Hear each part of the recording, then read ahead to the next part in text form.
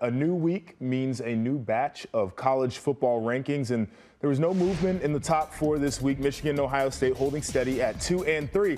Penn State, though, they slide down a spot with Washington jumping up after their big win against Oregon. So this sets up a huge matchup between the Nittany Lions and the Buckeyes, as you mentioned, Jake. Path to the playoffs is going to make a stop in Columbus. So are we at that point right now in the season where this is a must-win game for either of these teams? You know, this is kind of the tough part with the Big Ten it's a down year in the Big Ten, is there's few opportunities to have a statement to the committee to say you belong there. Ohio State's beat Notre Dame. Okay, that's good. They'll play Wisconsin later in the year. With Mordecai out, that's probably not going to be a needle mover, right? Yep. Penn State's beat Iowa. They'll probably remain in the top 25. It's not maybe not a sexy win, right? But the opportunities are few and far between for the rest of the season. You'll feel good getting ahead of it as the winner. I think the loser, you might lose some sleep. If you lose this game, you'll probably need some help from other teams. Yeah, I think the assumption here is if whoever loses this game would have to go on and beat Michigan to have a chance to make it. Probably beat them pretty handily, right? To the college football playoff there. I'm not exactly sure that either team is equipped to do that right now. But I would also look at the rest of the landscape in terms of what a one-loss team would be able to do, because on the West Coast, we're looking at teams that have one loss now in USC and Oregon, but we think that they're still good teams. Maybe Oregon more than USC at this point. Washington has an opportunity to run the table. You look at Texas, who's a really good one-loss team. Oklahoma's right there in the mix, could get a rematch, and then who knows what happens if Texas actually wins that, what they would want to do. The ACC is still interesting to me with Florida State, and you've got UNC there in the mix, right? And so I'm just looking at college football holistically. And we haven't even mentioned the SEC and the fact that Georgia now without Brock Bowers could be interesting. Alabama might be getting better at the right time, too. They've been playing solid football as of late.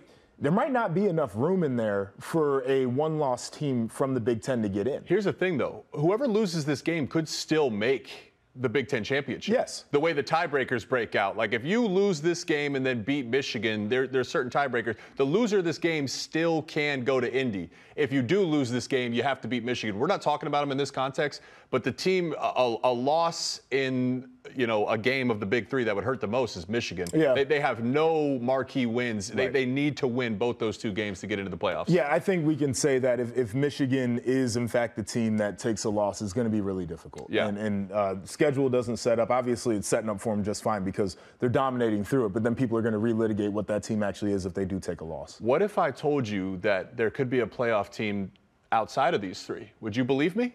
It's not just playoff contenders for Ohio State, Penn State, Michigan. There is one team in the West. Dare I say it, the Iowa Hawkeyes are sitting at 6-1 with a favorable schedule. They could end the season 11-1, and then you're looking at a Big Ten championship, 60 minutes. Can you get into the playoffs, Iowa? Look, they were a punchline to start the season. Joshua, what's your thoughts on Iowa? How do they sit right now? They're still a punchline to me, but they're a punchline with only one L in the loss column. This is the wildest thing because here's what it would come down to. If Iowa was able to run the table in the rest of their schedule, which they can do, make it to Indianapolis, possibility, is an 11-1 team, and then win a Big Ten championship, I still don't think anybody's putting them in the college football playoff. I wouldn't do it. I would look at all the scenarios that we talked about. Is it an opportunity for two teams out of the Pac-12 to get in there? Do we like somebody from the ACC? Let's say North Carolina and Florida State both make it to the ACC championship undefeated. Do you like both of those teams to go to the college football playoff? Are we talking about the Big 12 scenario where either one of those teams has a loss now and we think they're great and we put Texas and Oklahoma both in there?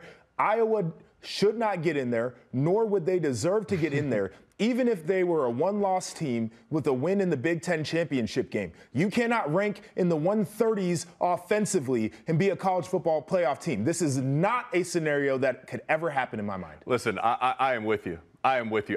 Even if they go 11-1, and even if by some miracle they score 20 points in the Big Ten championship and win that game. 20 points. There's just no way we can put them in the playoffs, right? It's an unserious team. We will have to have the conversation. At that point, we will have to have the conversation. But You can have it by your damn self. Well, here's a different conversation for you. Let's say that happens. Let's say they win an 11-1 season, and maybe the conversation starts there. Let's say they go 11-1 and win the Big Ten championship. In my opinion, Kirk Ferentz is the coach of the year. And there's two ways to look at it. At one end, you have to say, Kirk, there's no way we can have you the coach of the year because of all those offensive numbers. I look at it the opposite. I say, Kirk, because of all those offensive numbers, and you still go 11-1 in this scenario, I have to give you the coach of the year. Look, it's on the coach to stay disciplined and stay true to yourself. The Iowa knows they cannot throw the ball to win games. A lot of teams know that. Wisconsin knew you shouldn't throw it 50 times last week against Iowa, and they did it anyways.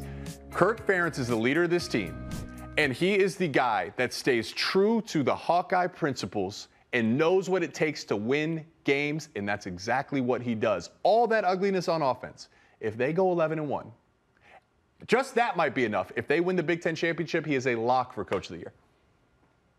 Like, this is crazy. A lock for Coach of the Year. Crazy town. This is lock. This is everything that is wrong with society at large today. We're going to reward bad behavior. So you're going to tell me that there's a scenario where their offense got worse statistically year over year, and we're going to give this man Big Ten Coach of the Year. You're going to tell me that there's a scenario where he should have made a change, fired his own son.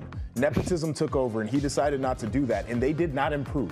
The metrics did not get better, and we're going to give that man the Coach of the Year trophy? Absolutely not. And I understand what you're saying about keeping the locker room galvanized and keeping things together, and that is important. You can't go back-to-back weeks, and I don't give a damn if it's a win, where you only have 6 completions in a game if you are not a service academy, and expect me to say that that is Coach of the Year worthy. Give it to Jim Harbaugh in back-to-back years. Find an excuse to give it to Greg Schiano. Hell, give it to Mike Locksley, even though they lost to Illinois. I don't give a damn. But this, to me, would be disgusting. It would devalue to me what being a Coach of the Year is. Dude, you could get Mike McDaniel down there with the Dolphins. You could get Lincoln Riley. You could get freaking Albert Einstein to meet with quantum physicists to figure out the best offensive attack. It doesn't matter. Brian Ferentz has his hands in this. It's not just on him. Cade McNamara out for the year. Luke Lachey, Eric All, your best tight ends. Luke Lachey out for the year. We're still waiting on Eric All. They've been injured at the running back room. He has to take accountability for the offense. But they have been beat up too, so I can't say it's all on him. I don't care what the system is. I don't care what the system is. I feel like that's an excuse. Like, if they were humming on offense and then all of a sudden they get the injuries and they become bad, I could overlook that and they're able to piece it together. They were going to be bad regardless. This stat right here that we have up to, 10-1 all time when Torrey Taylor punts at least 8 times. So your punter is your biggest weapon, and I'm supposed to say you're Coach of the Year. Listen, my point, we've got here because the offense doesn't attract recruits and say, please come to Iowa. In fact, it kind of dispels them away, Charlie Jones and Purdue last year. But the fact of the matter is the system is the system. It's not like they have weapons.